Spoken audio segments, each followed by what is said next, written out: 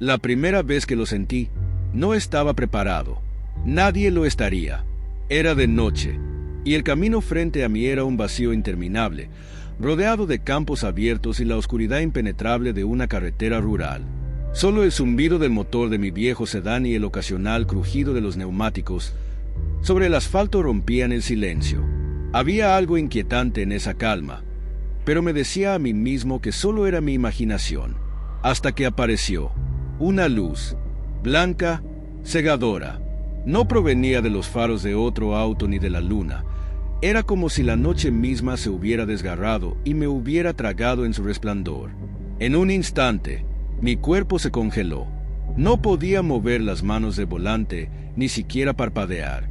Quería gritar, pero el aire se negaba a salir de mis pulmones. El motor del auto se apagó, y todo a mi alrededor se sumió en un silencio absoluto, como si el mundo entero hubiera dejado de existir. Luego, el auto empezó a temblar, no como si algo lo golpeara desde afuera, sino como si una fuerza invisible lo levantara del suelo. El miedo que sentí en ese momento no tiene comparación. Era como si la misma realidad estuviera siendo arrancada de mí. No recuerdo cuánto tiempo pasó. Podrían haber sido segundos o una eternidad. Cuando mi visión finalmente se enfocó, ya no estaba en el auto. Estaba en un lugar que no podía comprender. Un espacio infinito y luminoso, pero de alguna manera opresivo al mismo tiempo. Las paredes no eran paredes. Eran superficies ondulantes que parecían vivas, cambiando de color y textura como si respiraran. Frente a mí había figuras. No eran humanas, pero tampoco eran monstruos. Eran altas, delgadas, con enormes ojos negros que parecían atravesar mi alma. No hablaban, pero podía sentirlos dentro de mi mente, explorando mis pensamientos, mis recuerdos, mis miedos más profundos. De repente, estaba en una mesa. No sentía dolor, pero mi cuerpo no respondía. Sobre mí, luces intensas cambiaban de tonalidad mientras las figuras trabajaban, manipulándome como si fuera un experimento. No usaban herramientas que pudiera reconocer. Todo parecía flotar en el aire, controlado por su pura voluntad. Podía escuchar sus pensamientos, aunque no en palabras. Era un lenguaje extraño, pero lleno de propósito. Y entonces me dejaron ver. No sé cómo explicarlo, pero en un instante comprendí cosas que jamás podría haber imaginado. El tiempo, la vida, el universo entero. Todo era diferente a lo que creíamos. Era aterrador y hermoso al mismo tiempo, pero esa belleza se desmoronó cuando entendí que no era más que un juguete para ellos, un objeto que podían usar y desechar. Desperté de golpe en el auto, todavía estacionado en medio de la carretera. La luz había desaparecido, y el motor arrancó como si nada hubiera pasado. Mi reloj marcaba la misma hora que cuando todo comenzó, pero algo dentro de mí sabía que había estado ausente por mucho más tiempo. Me miré las manos y noté marcas que no estaban allí antes, pequeñas cicatrices en formas que no parecían naturales. Desde esa noche, mi vida cambió. Pesadillas, visiones, un zumbido constante en mi cabeza. A veces, puedo saber cosas antes de que sucedan, cosas que no debería. Y lo peor de todo es la sensación de que no estoy solo, de que siempre están observándome, esperando. No sé cuánto tiempo más podré vivir así, pero si algo he aprendido, es que ellos no terminan con nosotros cuando nos dejan ir. Solo están esperando el momento adecuado para regresar. Desde aquella noche, el mundo que conocía dejó de ser el mismo. Al principio intenté seguir con mi vida como si nada hubiera pasado, como si todo hubiera sido un mal sueño. Pero era imposible.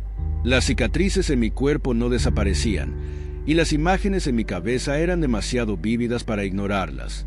En los días que siguieron, empecé a notar cosas extrañas, insignificantes al principio, pero que pronto se convirtieron en una constante aterradora. Por ejemplo, los relojes a mi alrededor nunca marcaban la hora correcta cuando yo estaba cerca.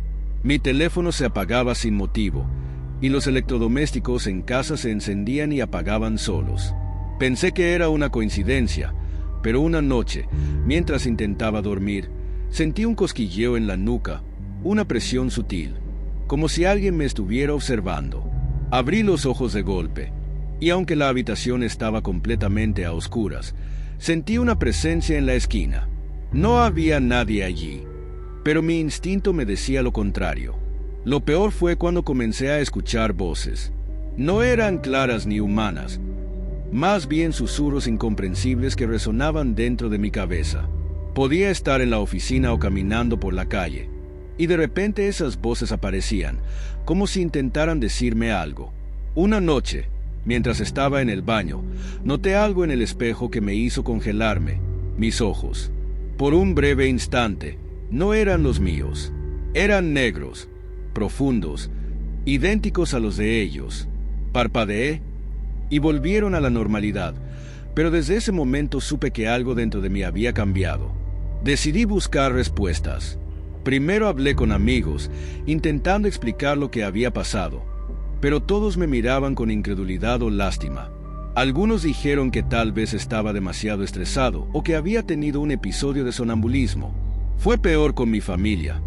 Mi hermano mayor incluso insinuó que estaba perdiendo la cabeza, pero yo sabía la verdad y necesitaba encontrar a alguien que también lo supiera.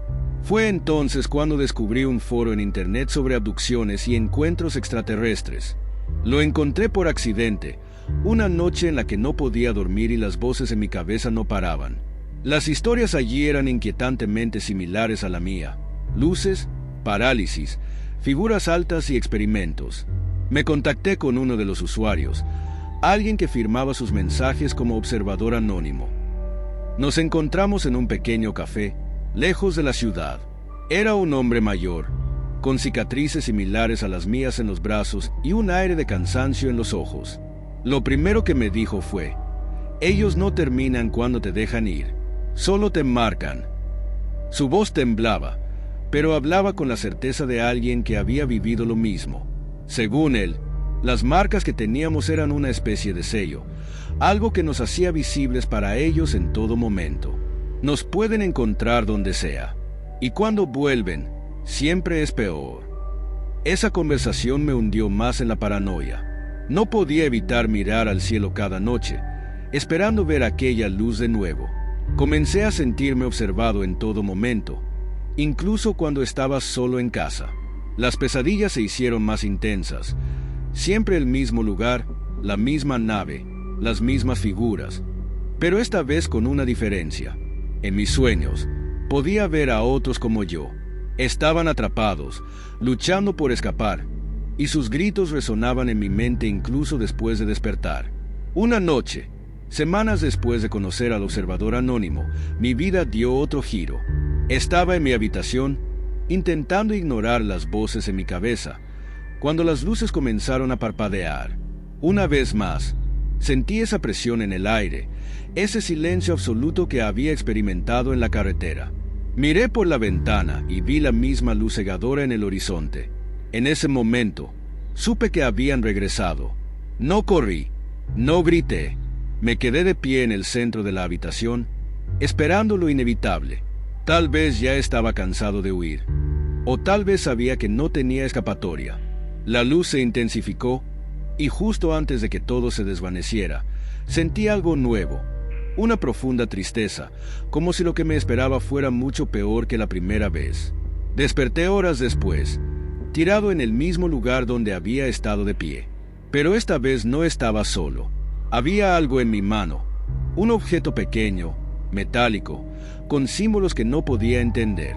Su tacto me provocó un escalofrío, y al levantar la mirada, vi algo escrito en la pared de mi habitación, grabado como con fuego.